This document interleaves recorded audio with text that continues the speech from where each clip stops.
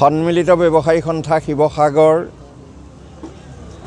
সন্মিলিত ব্যৱসায়ী সন্থাৰ মই সভাপতি। মোৰ নাম হ'ল শ্ৰী বকুল বৰঠাকুৰ। আজি 2024 চনৰ 26 জানুৱাৰী ভাৰতৰ গণতন্ত্ৰ দিৱস। গণতন্ত্ৰ দিৱস উপলক্ষে শিৱসাগৰ নগৰৰ মাজমজিয়া দলমুখ চাৰিআলি শিৱসাগৰ স্থানীয় নিবনুৱা সন্থা শ্বহীদ খগেশ্বৰ তালুকদাৰ আৰু দিলীপ হজুৰী সোঁৱৰণি মুকলি বজাৰত এই গণতন্ত্ৰ দিৱসটি পালন কৰা হয়। গণতন্ত্ৰ দিৱসৰ লগত সংগতি ৰাখি শিৱসাগৰ সন্মিলিত ব্যৱসায়ী সন্থা শিৱসাগৰে বিশেষ এটি সম্বৰ্ধনা অনুষ্ঠানৰ আজি আয়োজন কৰিছিলোঁ আৰু শিৱসাগৰ নগৰৰ বিশেষভাৱে শিক্ষাবিদেই হওক, বিভিন্ন দিশত পাৰদৰ্শিতা থকা ব্যক্তিসকলক আৰু ব্যৱসায়ৰো কৃতিত্ব থকা ব্যৱসায়ীসকলকো ইয়ালৈ মাতি আনি আজি বিশেষভাৱে এটি সম্বৰ্ধনাও জনোৱা হ'ল। আৰু এই সম্বৰ্ধনা অনুষ্ঠানত আমাৰ উপস্থিত নিবন্ধকাৰ শিক্ষাবিদ শামছুল বাৰিকদেৱ, আমাৰ সুচিকিৎসক প্ৰবুদ্ধ চেতিয়াদেৱ, শিৱসাগৰ বহুমুখী বিদ্যালয়ৰ প্ৰাক্তন অধ্যক্ষ হবিবুৰ ৰহমান ছাৰ প্ৰমুখ্যে আৰু হৰিহৰ চাহুদেৱকে প্ৰমুখ্য কৰি আমাৰ মোহনদেৱ ইত্যাদি আমাৰ শেষত এয়া শংকৰলাল আগৰৱালাদেৱো আহি আমাৰ মাজত উপস্থিত হৈছেহি। সেই সকলোলৈকে মই আজি এই 26 জানুৱাৰী গণতন্ত্ৰ দিৱস উপলক্ষে শুভেচ্ছা জ্ঞাপন কৰিছোঁ। আৰু তেখেতলোক আহি মোৰ এই অনুষ্ঠানটোত যিমান তেখেতলোকে আহি বহুখিনি কথা ক'লে, বিশেষকৈ আমাৰ হস্ততাঁত বস্ত্ৰশিল্প বিভাগৰো বিষয়া কলিতা ছাৰদেৱো আহি আমাক বহুখিনি পৰামৰ্শ দিলে আৰু বিভিন্নভাৱে এই গণতন্ত্ৰৰ ওপৰত আমাক আজি বক্তব্য ৰাখিলে। সেই গতিকে সকলোলৈকে মই সন্মিলিত ব্যৱসায়ী সন্থাৰ তৰফৰ পৰা আন্তৰিক ধন্যবাদ জ্ঞাপন কৰি মোৰ বক্তব্য মই ইমানতে সামৰণি মাৰিলোঁ। ধন্যবাদ। আজি এই সভাৰ সভাপতিৰ আসন অলংকৃত কৰা বকুল বৰঠাকুৰ ডাঙৰীয়া আৰু এই মঞ্চত উপবিষ্ট শ্ৰদ্ধাৰ হকিকুৰ ছাৰ আৰু জ্যোতিদত্ত ছাৰ আৰু অন্যান্য সন্মানীয় বিষয়াসকল আৰু আমাৰ এটা সময়ৰ সতীৰ্থ বুলিয়ে ক'ব লাগিব, অৱশ্যে বয়সত অলপ আমাতকৈ ডাঙৰ বাহু ডাঙৰীয়া আমাৰ মাজত আছে। যথেষ্ট দীঘল হ'ল আজিৰ সভাখন। অৱশ্যে মই সোনকালে যাবলগীয়া আছিল, তথাপিও মই সভাখন শেষ কৰি যাম বুলি ৰৈ দিছোঁ। এই সময়ত বা এইটো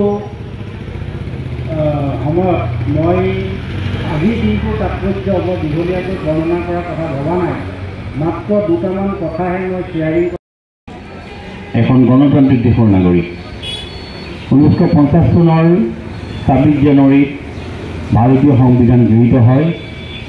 সেই সংবিধানখনে আমাক বাৰে বাৰে সোঁৱৰাই আছে আমাৰ মৌলিক প্ৰয়োজনৰ কথা, আমাৰ মৌলিক অধিকাৰৰ কথা।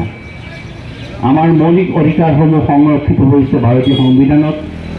ভাৰতীয় সংবিধান এনেকুৱা এখন সংবিধান যিখন সংবিধানত সাৰ্বভৌমত্বৰ কথা আছে, যিখন সংবিধানত ন্যায় প্ৰদানৰ কথা আছে, যিখন সংবিধানত সমবিকাশৰ কথা আছে, যিখন সংবিধানত ধৰ্মনিৰপেক্ষতাৰ কথা আছে, যিখন সংবিধানত মহাত্মা গান্ধীৰ চিত্ৰ আছে, যিখন সংবিধানত সুভাষ চন্দ্ৰ বসুৰ চিত্ৰ অংকন কৰা হৈছে, যিখন সংবিধানত শিৱাজীৰ ফটো অংকন কৰা হৈছে, যিখন মঞ্চত উপবিষ্ট আৰু মঞ্চত উপবিষ্ট মোৰ শ্ৰদ্ধাৰ মই ব্যক্তিগতকৈ নাম নকওঁ, এটাই সকলোলৈকে এই গণৰাজ্য দিৱসৰ মই আন্তৰিক শুভেচ্ছা জ্ঞাপন কৰিছোঁ।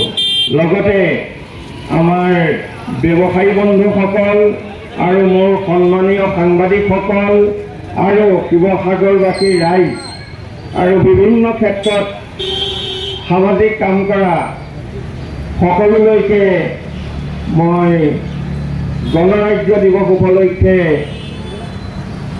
আন্তৰিক শুভেচ্ছা জ্ঞাপন কৰিছোঁ।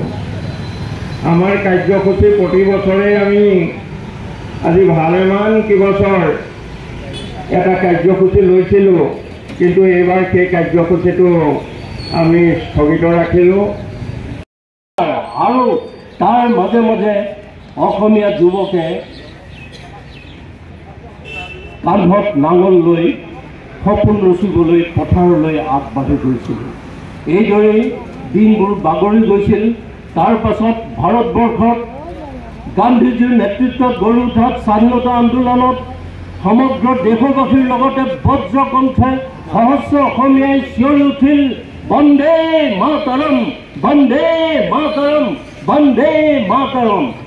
ব্ৰিটিছ সিংহই তেওঁলোকৰ ব্ৰিটিছৰ বন্দুক গৰজি উঠিল আৰু সমগ্ৰ দেশৰ লগতে আমাৰ অসমতো গহপুৰ থানাৰ সন্মুখত কনকলতা বৰুৱাই নিজৰ দেশ ত্যাগ কৰিবলগীয়া হৈছিল ইত্যাদি।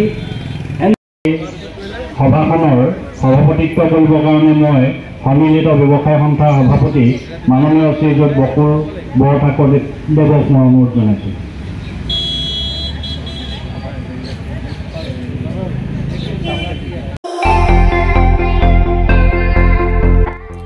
আপুনিও ভুগিছে নেকি গেছৰ সমস্যাত?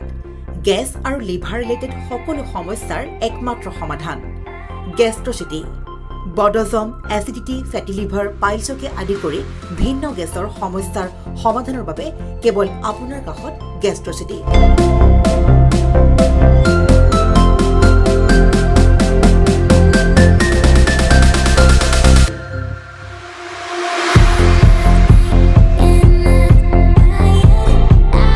ভিজিট কৰক গেষ্ট্ৰচিটি, গুৱাহাটী, হাতীগাঁও চাৰিআলি।